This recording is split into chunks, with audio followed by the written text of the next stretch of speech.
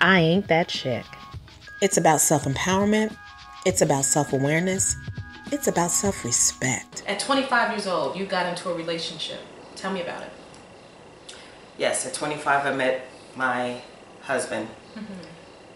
I went out, it was actually my birthday, I went out with some ladies and we ended up going to this club, and I'd seen this guy that I was attracted to, and I'd seen him a couple of times before, but at some rate we exchanged numbers and we started to date.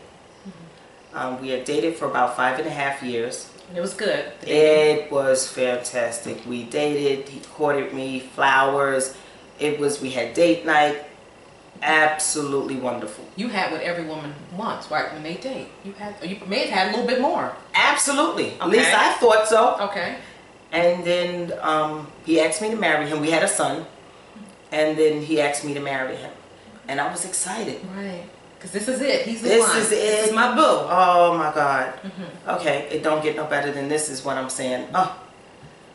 And then after getting married, I would say maybe about 2 years into the marriage, something shifted.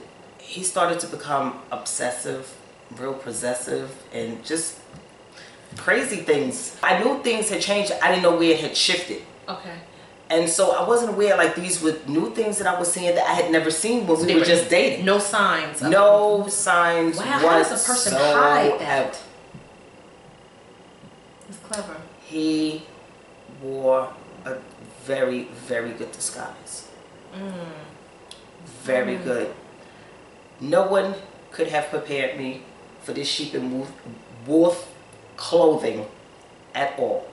Because people will say, like, oh, I'm sure you must have seen a sign, and if you saw a sign, and that would have let you know that he wasn't the right person. But you said you didn't see anything. I didn't see anything. You had no clue. I had no clue, because I never saw any of these signs when we were dating.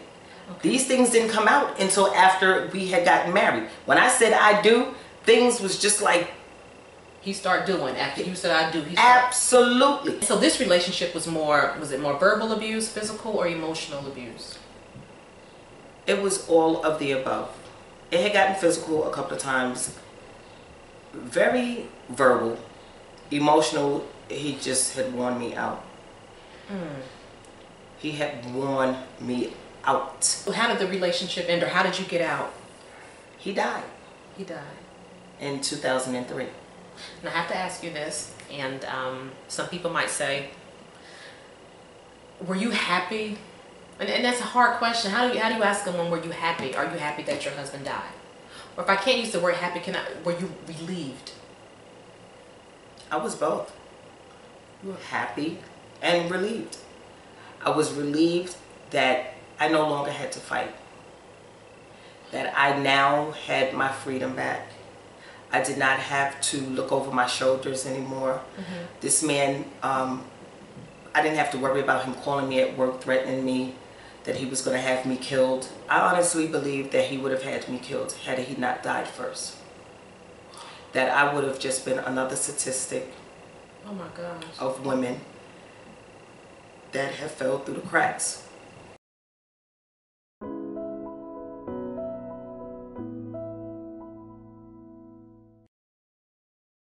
I started to see things in him after I had suffered a miscarriage. Okay. And after I suffered a miscarriage, I noticed that his whole demeanor had started to change. And it was almost like he accused me. He blamed you. For not being able to carry the baby full term. And things had just gotten out of control. He would throw dishes.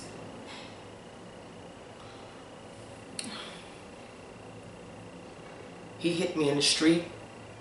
Hit you in public?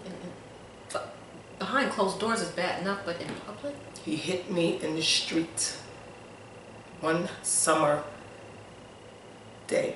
I didn't make the connection then, but after going to counseling and being able to process everything, that man was broken before him and I had even gotten together.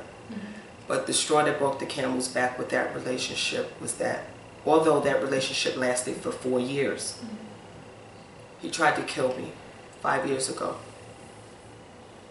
He choked me, and within 10 seconds of me losing consciousness, I don't remember. We were arguing, and I don't remember exactly what the argument was about. I just remember he came in, he was arguing, and I didn't want to hear it anymore. So I got up and I went in the bathroom, and I pulled the toilet seat down in the bathroom, and I locked the bathroom door, and I was just sitting on the toilet just thinking, like, Again.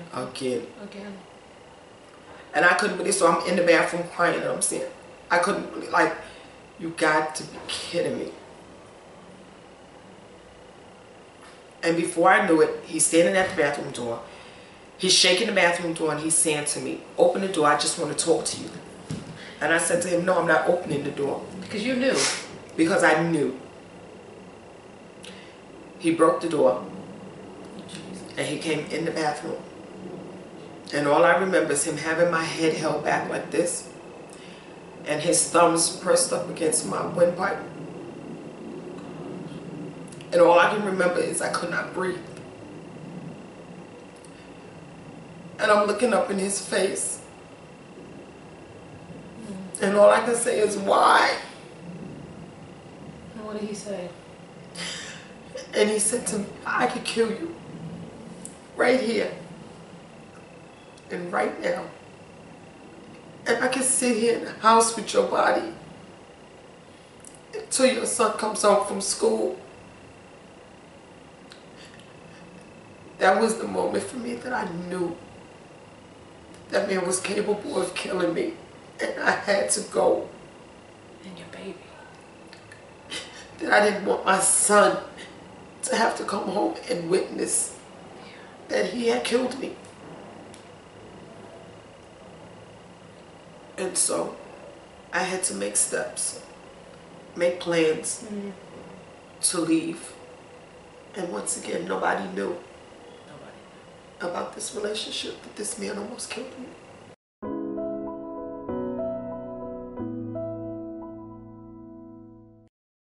I can remember him telling me that he was going to hit me again. And I remember reaching over on the sink and putting up the butcher knife, thinking that if he saw the knife that he would not come lunging at me. And he launched at me anyway. And he got stabbed up here somewhere. And I was in shock. And I couldn't believe what had happened. Because it happened so quickly. It happened so quickly because I said to him, you're not going to hit me anymore.